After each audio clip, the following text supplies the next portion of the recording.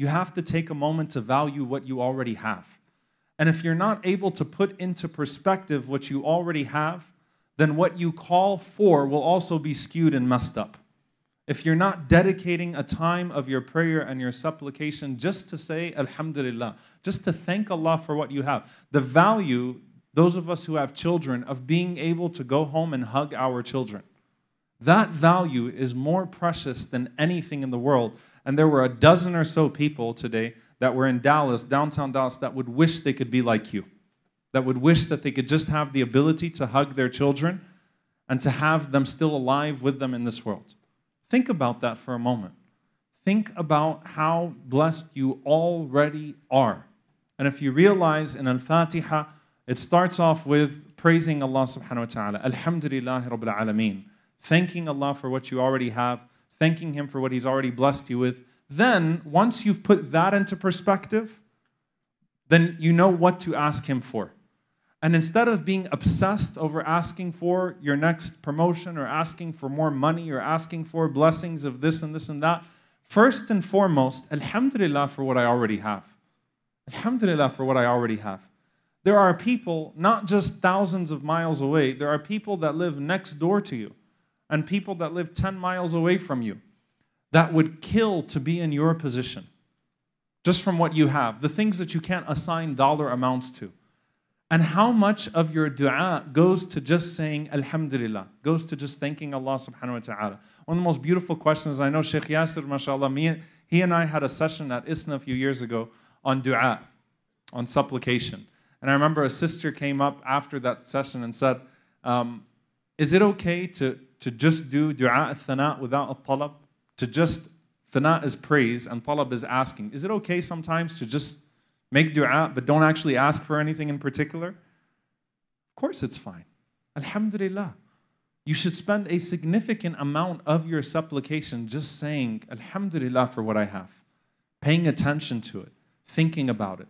Then you move on to at-talab. Then you move on to the ask. Is it okay to ask for this dunya? Absolutely. Ask for this world. Ask for things of this world. But the priorities you have in your dua say a lot about you as a person and how much perspective you have. Quran tells us, رَبَّنَا آتِنَا فِي الدُّنْيَا حَسْنَةً وَفِي الْآخِرَةِ حَسْنَةً وَقِنَا عَذَابَ النَّارِ. That we ask Allah subhanahu wa ta'ala, oh Allah, give us the best of this world. And what is the best of this world? Is the best of this world more materialism? No. Hasan al-Basri rahimahullah said, Al-Hasana fi dunya ay ilmun nafi'a wa rizqan tayyiba wa amalan mutaqabbala. What means goodness in this world is beneficial knowledge, pure sustenance, and accepted deeds. That's what the ayah means when you say, رَبَّنَا آتِنَا فِي الدُّنْيَا حَسَنَةً وَفِي الْآخِرَةِ حَسَنَةً, and goodness in the hereafter.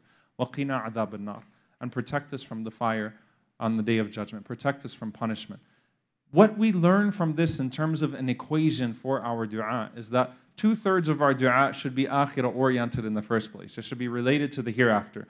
And even when we ask of this world, we should keep things in proper perspective and know what we're asking for. Know why we're asking for it.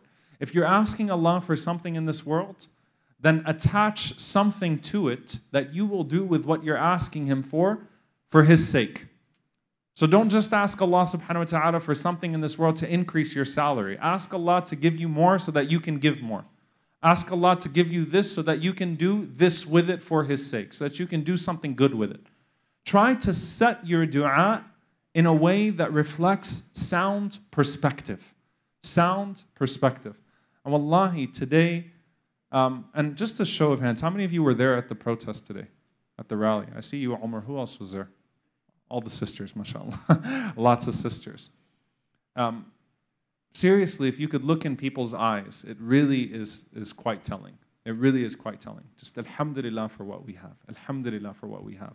Alhamdulillah for what we have. And may Allah subhanahu wa ta'ala use us to make things easier for other people as well, to comfort other people that don't necessarily have what we have, that have been deprived of something that we have in this world. May Allah subhanahu wa ta'ala protect our families and bless us with our wealth and our families and everything He's given to us in this world, and allow us to use these things in ways that are pleasing to Him. And just an assignment, I want you to, right now, inshaAllah ta'ala, send a message to your family of love.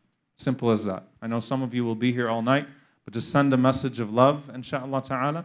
You don't have to send a long message, just a message of love. Something to just to be grateful to your spouse if you're married, and to also, if you can say something nice to your children, just say alhamdulillah for what you have. May Allah subhanahu wa ta'ala accept this night from us and accept this Ramadan from us, and allow us to have answered and accepted du'as as well, and allow us to ask Him for things that are the most beneficial to us. Allahumma ameen. Jazakumullahu khairan. Wassalamu alaikum wa rahmatullahi wa barakatuh.